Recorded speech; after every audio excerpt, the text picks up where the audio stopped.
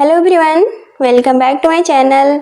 आज है 26 अगस्त और आज हम लोग पढ़ेंगे 26 अगस्त के सभी इम्पॉर्टेंट करंट अफेयर्स के क्वेश्चंस को और साथ ही सभी क्वेश्चन से जुड़े इम्पॉर्टेंट फैक्ट्स भी डिस्कस करेंगे।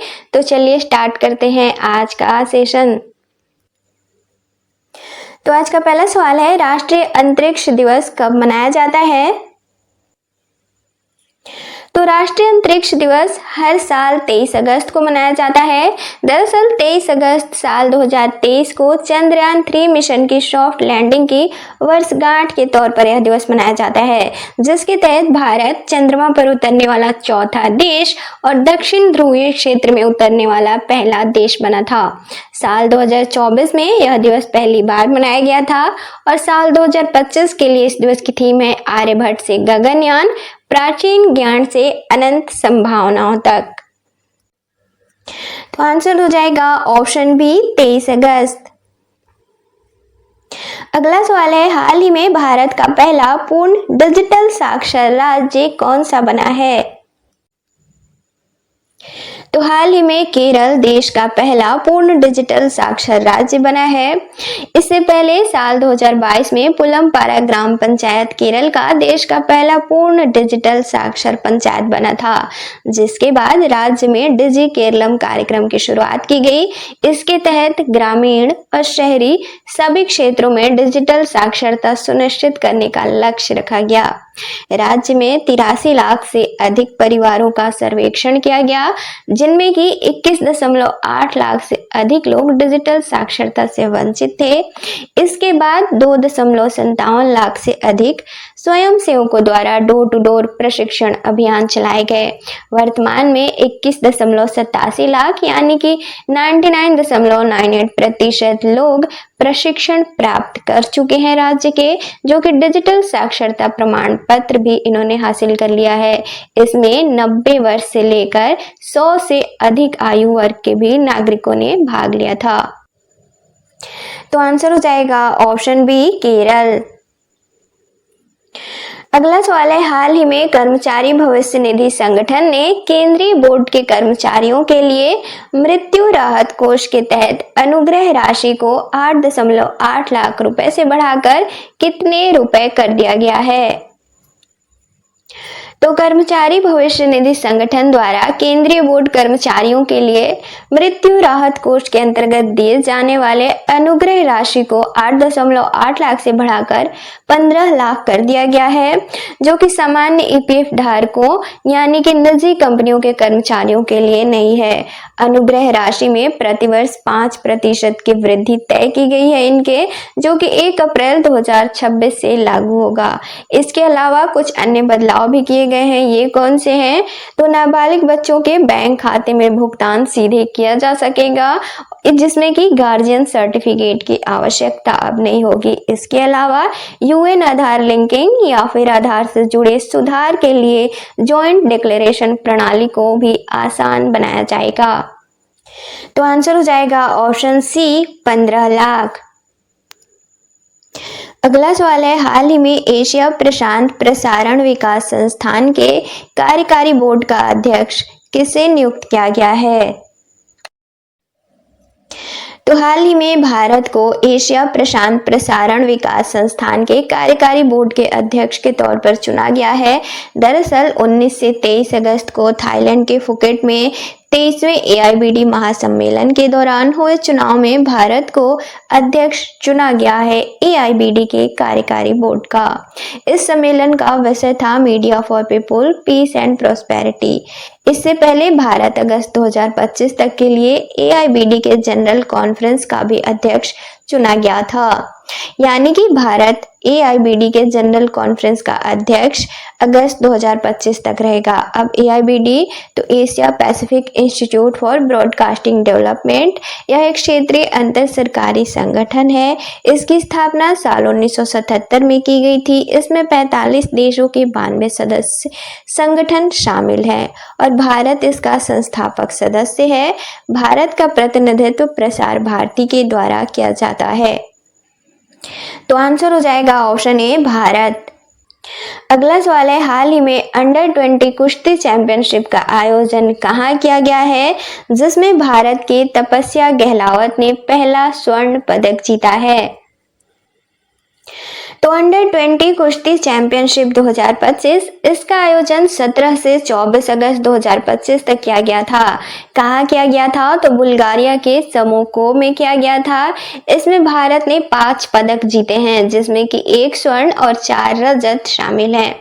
स्वर्ण पदक जीता है भारत की तपस्या गहलावत ने, जो कि महिला फ्री स्टाइल वर्ग के 57 किलोग्राम भार वर्ग में इन्होंने स्वर्ण पदक जीता है।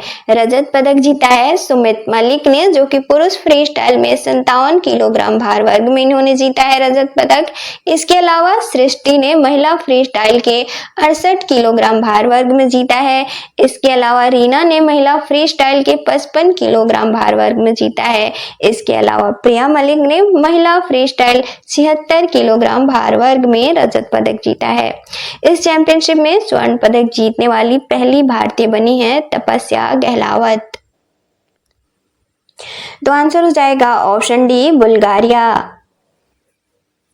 अगला सवाल है, हाल ही में किस राज्य सरकार द्वारा 18 वर्ष से अधिक आयु के व्यक्तियों के नए आधार बनाने पर पाबंदी लगा दी गई है?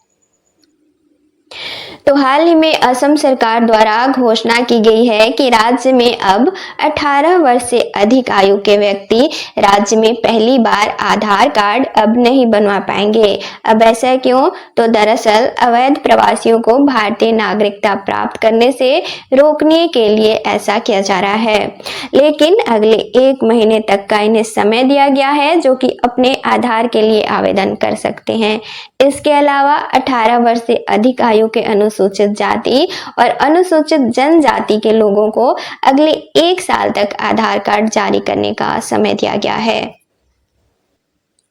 तो आंसर हो जाएगा ऑप्शन सी, असम। अगला सवाल है, भारत का 22वां भारतीय प्रबंधन संस्थान किस शहर में स्थापित किया जाएगा? तो भारत का 22वां भारतीय प्रबंधन संस्थान असम के गुवाहाटी में स्थापित किया जाएगा। दरअसल 19 अगस्त 2025 को Indian institute of management bill 2025 को लोकसभा में पारित किया गया, जिसे कि 20 अगस्त 2025 को राज्यसभा से भी मंजूरी मिल गई। इसके बाद असम के गुवाहाटी में देश का 22वां भारतीय प्रबंधन संस्थान स्थापित करने की घोषणा की गई, जिस पे लागत कितनी आएगी? तो 500 से 555 करोड़ रुपए। इसका निर्माण कब से कब तक किया जाएगा? तो 2025 से लेकर 2030 तक के इसके निर्माण की अवधि का लक्ष्य रखा गया है, जो कि असम का पहला IIM है, जबकि उत्तर पूर्व क्षेत्र का यह दूसरा है। 76.83 हेक्टेयर क्षेत्र में यह फैला होगा। तो आंसर हो जाएगा ऑप्शन बी, गुवाहाटी। अगला सवाल है, हाल ही में किस भारतीय क्रिकेटर ने अंतर्राष्ट्रीय क्रिकेट से संन्यास लेने की घोषणा की है? तो हाल ही में भारतीय क्रिकेटर चेतेश्वर पुजारा ने अंतर्राष्ट्रीय क्रिकेट से संन्यास लेने की घोषणा की है। अक्टूबर 2010 में इन्होंने अपना पहला टेस्ट मैच खेला था, जो कि ऑस्ट्रेलिया के साथ बेंगलुरु में खेला था। साल 2023 में इन्होंने अपना अंतिम मैच खेला था, जो कि ऑस्ट्रेलिया के खिलाफ ओवल में खेला था। 500 से ज्यादा गेंद टेस्ट मैचों की एक पारी में खेलने वाले एकमात्र भारतीय बल्लेबाज हैं चेतेश्वर पुजारा, जो कि साल 2017 में 525 गेंद इन्होंने खेला था, जिसमें कि 202 रन बनाए थे और ऑस्ट्रेलिया के खिलाफ रांची में यह मैच हुआ था। 5 दिन तक एक टेस्ट में बल्लेबाजी करने वाले भी यह भारत के दूसरे खिलाड़ी हैं और अंतर्राष्ट्रीय स्तर पर 13वें खिलाड़ी हैं। अब एक नजर इनके क्रिकेट करियर पे, तो 103 टेस्ट मैचों में इन्होंने 7195 रन बनाए, जिसमें कि सर्वाधिक रन थे 206 रन, जिसमें कि 35 अर्धशतक शामिल थे और 19 शतक शामिल थे। साथ ही इनका औसत था 43.60। वनडे की बात करें तो 5 मैच खेले इन्होंने, जिनमें कि 51 रन बनाए और सर्वाधिक स्कोर था 27 रन। 18 दोहरे शतक प्रथम श्रेणी क्रिकेट में लगाने वाले पहले और एकमात्र भारतीय क्रिकेटर भी हैं चेतेश्वर पुजारा। और इनसे संबंधित एक पुस्तक भी है जो हाल ही में लॉन्च किया गया था। तो इनसे संबंधित पुस्तक है I am a cricketers wife, जो कि पूजा पुजारा द्वारा लिखी गई है। तो आंसर हो जाएगा ऑप्शन बी, चेतेश्वर पुजारा। अगला सवाल है, हाल ही में किसे उपराष्ट्रीय सुरक्षा सलाहकार नियुक्त किया गया है? तो हाल ही में उपराष्ट्रीय सुरक्षा सलाहकार अनीश दयाल सिंह को नियुक्त किया गया है, जो कि साल 1988 बैच के आईपीएस अधिकारी हैं और मणिपुर कैडर के हैं। वर्तमान में भारत के राष्ट्रीय सुरक्षा सलाहकार हैं अजित डोभाल। तो आंसर हो जाएगा ऑप्शन सी, अनीश दयाल सिंह। अगला सवाल है, दास व्यापार और उसके उन्मूलन की स्मृति के लिए अंतर्राष्ट्रीय दिवस कब मनाया जाता है? तो दास व्यापार और उसके उन्मूलन की स्मृति के लिए अंतर्राष्ट्रीय दिवस हर साल 23 अगस्त को मनाया जाता है। दरअसल 22 से 23 अगस्त साल 1791 को हैती तत्कालीन सेंट डोमिंगो में दासों द्वारा फ्रांसीसी औपनिवेशिक शासन के खिलाफ विद्रोह की शुरुआत के प्रतीक के तौर पर यह दिवस मनाया जाता है। इसका मुख्य उद्देश्य है इतिहास की त्रासदी को मानवता की सामूहिक स्मृति में स्थापित करना। तो आंसर हो जाएगा ऑप्शन डी, 23 अगस्त। अब कल के क्वेश्चंस का रिवीजन करेंगे। तो कल हम लोग नहीं पढ़ पाए थे और संडे को हम लोग रिवीजन करते हैं पूरे 1 वीक में पढ़े गए सभी क्वेश्चंस का।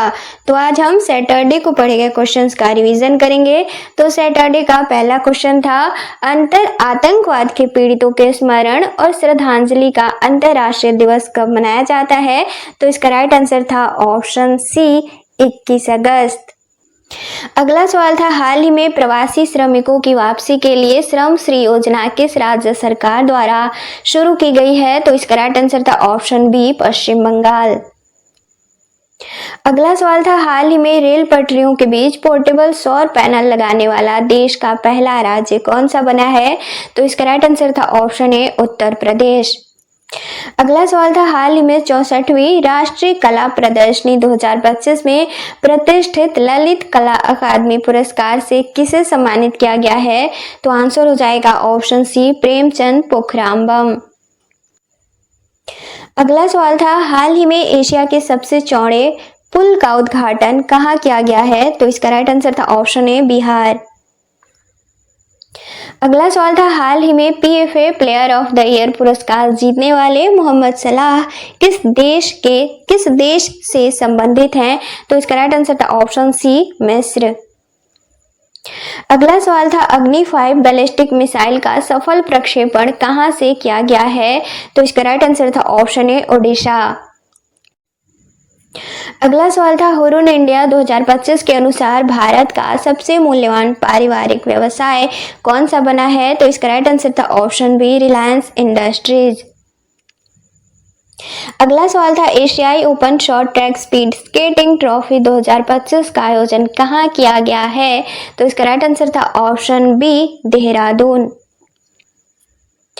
अगला और सैटरडे का लास्ट क्वेश्चन था, हाल ही में भारतीय रिजर्व बैंक से यूनिवर्सल बैंकिंग लाइसेंस प्राप्त करने वाला पहला स्मॉल फाइनेंस बैंक कौन सा बना है? तो इसका राइट आंसर था option A, AU small finance bank.